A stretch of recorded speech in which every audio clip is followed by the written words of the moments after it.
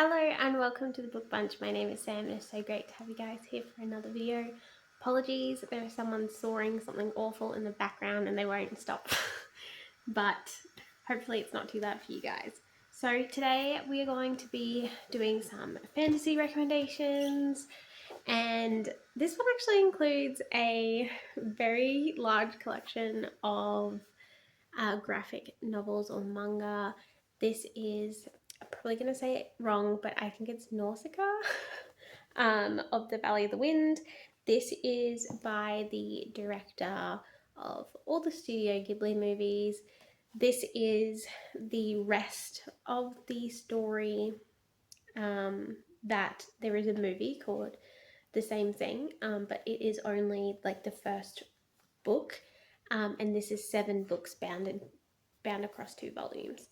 And yes, it is in the same world with the same characters, and it was super interesting. So I'm going to open it up so you guys can see. I'll just show you book 1. So it's like bound with a picture on one side, and it is Japanese, so it is read from back to front, including the actual panels. There are some coloured panels in the front, just like maps and character art and that kind of thing. And then you get into the actual story, which is just like your standard comic kind of story. And yeah, you read from this way across, including all the speech bubbles, which took me a few pages to actually realize what was going on. But yes, it was pretty good. In total, it's 1,060 pages, I think, because it's 530 something per one of these binds. But yes, I read all of that. It is always quicker than like reading an actual story because it is mostly pictures, but I still had a great time. I would probably, though, overall only give it a 3.5, just because I feel like the story suited the film format rather than this kind of format, because I found it very action heavy, and it was kind of, and like mine was all in black and white, so it was very difficult for a lot of panels where there was heavy action to actually really tell what was going on. And I managed to kind of like pick up what was going on based on context of the speech bubbles, but I just felt like because of that it was let down a little bit overall. Absolutely love the story and love the world and the concept and everything, but I definitely think for this one of the Studio Ghibli movies, it does suit the movie adaptation better than this kind of style. But it is definitely a rather large epic. This is considered his fantasy epic, and I definitely agree with that. There is a lot going on, and like I said, it is actually traditionally broken up into 7 parts, 7 different stages, I guess you could say, of the story. And yeah, what is it about? So we follow Nausicaa, and she is the princess of the Valley of the Wind, and she can fly this like kite type thing because she can hear and feel the winds, like on a next level kind of thing.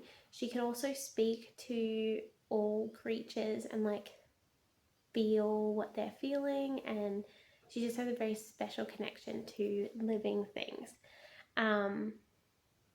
including things that most people would consider corrupt, because there's this thing called the Sea of Corruption, which is basically this fungus or group of fungi that are taking over the world. And there are these bugs, different species of bugs, that are kind of helping to spread this sea of corruption, and it's poisonous to humans. The miasma that it creates is poisonous to humans, but Nausicaa has been going into the sea of corruption anyway. She's got like a filtration mask and stuff on, and has been trying to speak to the forest and learn about the forest and everything, to see how she can help heal the world, because she very much so is sensitive to like the pain that is going on in this world. And there's a lot of it because there's a lot of different wars going on. And basically the overarching story is that Nausicaa's whole role is to heal the world and help these insects heal the world, and as many people to help as she can. But the ultimate conclusion she comes to is that humans are the problem, and that because of their evil and their corruption, they're kind of the reason why the world is dying in the first place and why it needs to be reset. So this sea of corruption is a big biological reset button, essentially, and the idea is that it will take over the world, and clear all the toxins out of the world that the humans have created and put, and then hopefully life will be able to find its way back. That obviously is bad for humans, because, and even a lot of the bugs and stuff, because they will have to be wiped out. So Nausicaa's trying to find a way to cleanse the world while still saving as many people as she can. It's a super interesting concept. There are a lot of side characters as well going on. There are some spiritual elements in it, but it is, as far as I know, just all made up. Like, I don't think it's based on anything real. And yeah, it's just super interesting. There's some bits of like weird magic type stuff, because like some of like there's some of the evil people have actually been like almost taken over by this evil force, and so they have kind of almost supernatural powers, like extra long life, and they can like, there is like some kind of level of a spirit realm in this story that Nausicaa can go into, and that a few of the corrupt people can go into, and there's like various priests and things that can do stuff. So it's interesting in that regard. I would probably say that it is considered clean, but yeah, just keep in mind like it's not Christian at all. So if you don't like reading books that have other religions in it, whether made up or whatever, probably don't read this one. But if those kind of things don't bother you, then I can't see why anything else would really bother you. Like I said, there is a lot of action and violence, but because of the way it's illustrated, it's not, I wouldn't say it's gory or anything. Yeah, I don't know what age I'd really recommend it to. Probably like 16 and up is fine. But yes, that is the Nausicaa volumes. I basically bought them for my husband and I because we absolutely love Studio Ghibli, and we've been trying to collect all of the based texts that the movies are based on. So I've got Howl's Moving Castle, I've got The Borrowers, which is Ariadne, I've got this one. I am planning on getting Kiki's Delivery Service because that has a base copy as well. I think that might be all of them that actually have like a book or a comic to go with it. But yeah, I bought these for us because he likes graphic novels. It's the only books he'll read. And yes, I thought I would give them a go before I leave them to him to dive into, because he's going to take much longer than I did. And yes, I got a really good deal on them. So I thought, why not? I think I got them like, they're valued at like, hang on, how much are they valued at? They're valued at 80 American dollars, and so for me it was going to be like 130, I think, with the conversion rates at the time. But then I just kept watching it on Amazon, and it managed to drop down to like $50 or $60, and I was like, well, I'm getting it now because that's the cheapest it's probably ever going to be, because I think it dropped all the way down to like half price, or even slightly more than half price. But yeah, there we go. And then the other two books that I read this week that I'm going to advertise to you guys is two ebooks that I read because I didn't grab the physical copies of these ones. I grabbed, sorry, that buzzing is so annoying. But the first one I grabbed was A Natural History of Dragons, which is a memoir of Lady Trent, and this follows Isabella, and this is when she's very much so starting off her career as a natural historian focusing on dragons. And there are, I think, 4 or 5 other books in the series that kind of go through different stages of her life, because it is a memoir, so it is written from her perspective. And she's like 80 at the time, and she's like retelling what has happened throughout her life. It was super interesting because it was in the voice of like Pride and Prejudice style, like um, tone, I guess, tone of voice. Like it was a little bit like proper and snooty, but in a good way. um, and everything, like she's also not in a very emotional lady. So when she's talking about things that matter to her, she's like, people are going to call me all these different names because it seems like I don't have feelings and whatever, but I just don't know how to talk about it and stuff like that. And I found that really interesting. The ending of this first book is really devastating. So just be aware of that. I had an inkling from the, like, as soon as it was mentioned at the beginning, like the person that it involves, I was like, it's not going to end well. It's not going to end well. I just know. I have a feeling. But I was holding out hope that maybe I was like, I don't know, just being negative or whatever.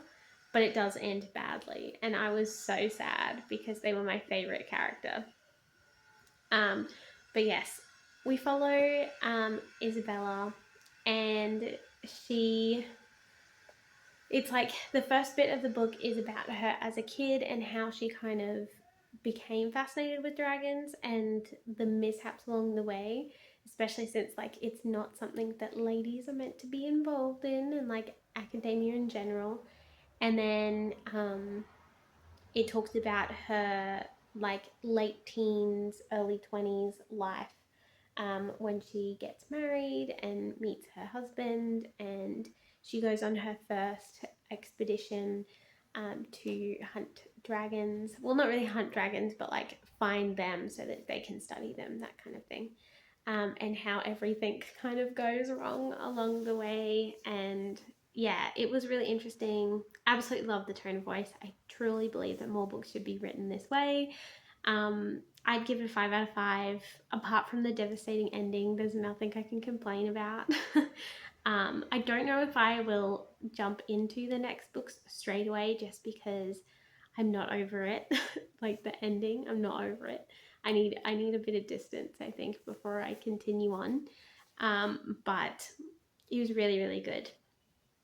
Highly recommend it. I feel like I can't really tell you any more about what it's about without giving you spoilers, because so much of what happens is kind of pertinent to the story. But yeah, I definitely recommend it if you like dragons, if you like virtually no romance or just like very low level. Like I would say it's a similar romance level to what is in like Mistborn and that kind of thing, where it's like there, but it's very much so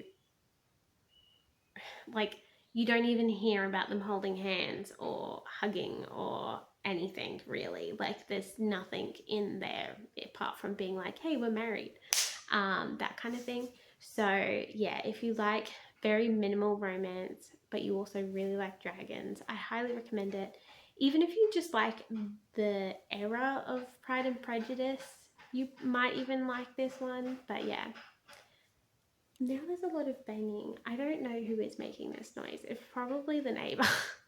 But yes, and then the fourth and final book I have to talk to you about today is The Ember Blade. No, I keep saying The Ember Blade, but that's the other book that I reviewed for you guys a while ago.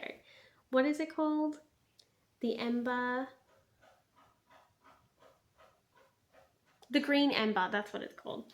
And it is I think it's meant to be a middle grade. It is about this, well, I believe it's meant to have Christian themes later on, but the first book doesn't really seem to have very much of that undertone. Um, it's very similar vein, I would say, to the Wing Feather Saga, except instead of people, it's rabbits and animals. So the main characters are rabbits, and then like the bad guys are wolves and eagles. So that's really interesting. You don't really notice it until they actually say like, "Oh, I'm a rabbit," and then you're like, "Oh, right, I forgot." Um, so it's not in your face, which I quite like. It is maybe slightly younger voice than Wing Feather Saga, but not enough for me to not enjoy it, if that makes sense. I'm probably going to give it a 4 out of 5 stars, maybe 3.75 if I'm being really particular. Just because, yeah, I'm probably a smidge too old to really enjoy it. So if you have younger people in your life, definitely take them in that direction. It's also not a very long read because there's lots of books in the series, but they're all relatively short. They are designed for adults to read to their like children around the age of 10. So it kind of gives you a good idea of the length and everything. Really good story though. So it follows these two siblings named Heather and Pickett, and they are rabbit children who have a mum, a dad, and then a younger brother. And they all live in this specific wood. I cannot remember what it's called now. And there's like a forest on one side that they're told that they're not allowed to go in, called the Eastwood. And like they're playing outside, playing one of these games that they've invented, and their toy gets stuck in the tree that's on like the boundary. And they decide that they are going to go get their toy out of the tree because it's on the boundary, not actually in the forest that they're forbidden. But as they go to collect their toy, this huge storm comes out of nowhere from the east, and the tree that is holding their toy gets struck by lightning, and the boy Pickett, he sort of gets injured. Heather saves him, and they run back to their home, and they are soaking wet, but they do make it home fine. And then to kind of help them as they're warming up, their family is sitting around the fire, and their dad starts to tell them a story about the king who used to rule all of rabbit kind and how good he was. But before he gets to the king's downfall, he like stops and he's like, "Oh, I'll tell you another time," because he's getting really emotional about it. Anyway, they wake up the next morning, and this strange lady is in their house talking to their parents.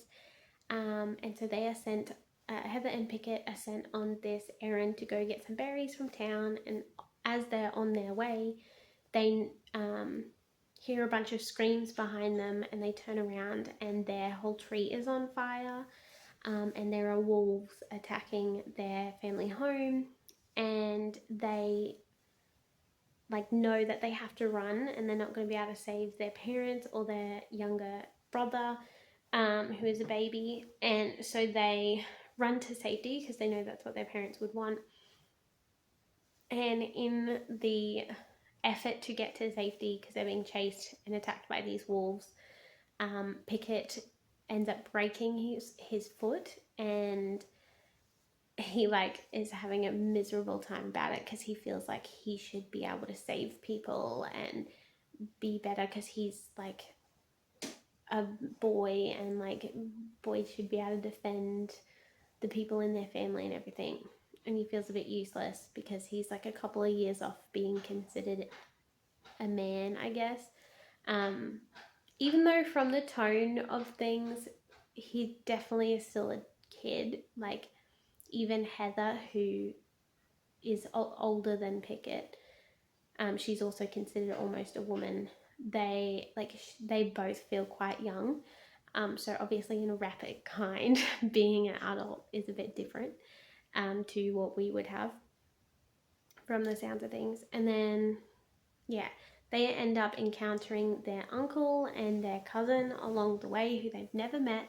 but who helps save them from the wolves, and they end up at this burrow, essentially, where there's these hundreds of rabbits that they've never met before. They didn't even really know there were so many, and they are one of the remnants of this old kingdom that their father had started telling them about.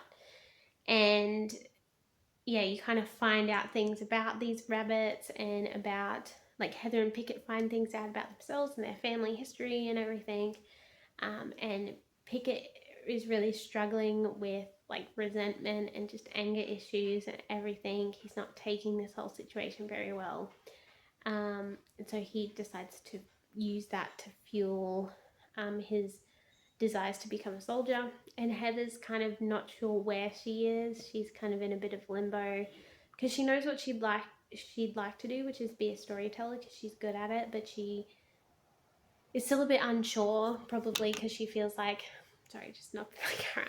She probably feels like that wouldn't be really contributing or something. I don't know. It doesn't quite explain why Heather feels the way she does, but she's just not ready. And maybe it's because she knows that her parents are possibly still out there, and her baby brother, and maybe she feels like if she commits to learning something in this burrow that she's giving up on them or something. I'm not quite sure. But yes, there's a lot of politics going on in Rabbit Kind, but it's all very interesting, and it's definitely the way it's set up. Like, it's definitely this first book is making way for a much bigger adventure. So keep that in mind if you decide to read it. It's definitely a series book. Like, it's not a standalone, and it's definitely not one of those books where, like, a lot of books, especially trilogies and stuff, the first book you can kind of just leave it there if you don't want to continue. Whereas this one is definitely not that way. You do kind of need to be relatively committed to finishing it if you start it, just so you know. But yeah, super interesting story. Definitely enjoyed it. If you do like Wing Feather Saga, I think you'd probably like The Green Ember. But yeah, up to you guys. Give it a try. Definitely clean. But yeah, the Natural History of Dragons wasn't Christian, just so you're aware. But I would say it's completely clean. I can't. There's like smugglers in there, and there's talks of like opium and stuff, but it's kind of like briefly referred to, and it's not encouraged or anything. It's just like the smugglers are bad, the smugglers smuggle opium, they're illegal, like that kind of talk. And same with Nausicaa, like I said, apart from the talk of, like, the spiritual talk going on about good and evil, but it's definitely not derived from Christianity. I don't think there's anything bad in that, but again, it's not Christian. But as far as I know, The Green Ember is Christian, or is meant to be published by Christians, because it's sold in a lot of Christian bookstores. So there you go. That is my fantasy recommendations at the moment. My next video should be me reviewing Triss of the Emerald Sea, because that arrived in the mail the other day. So I will do a reading vlog for that one. And then who knows where we're going to go after that. Possibly go back to reading some sci-fi for you guys, because I haven't read any sci-fi in quite a while. And I know you guys are probably itching for more of that. And I have been requested to read Arena, so I think I will read that. And then maybe the A Time to Die series by Nadine Brenes. We'll see. We'll see what happens. But yes, that is everything for today, guys. And if there's anything you guys want me to read, or any upcoming videos you would like to see from me, let me know in the comments below. And as always, have a great week.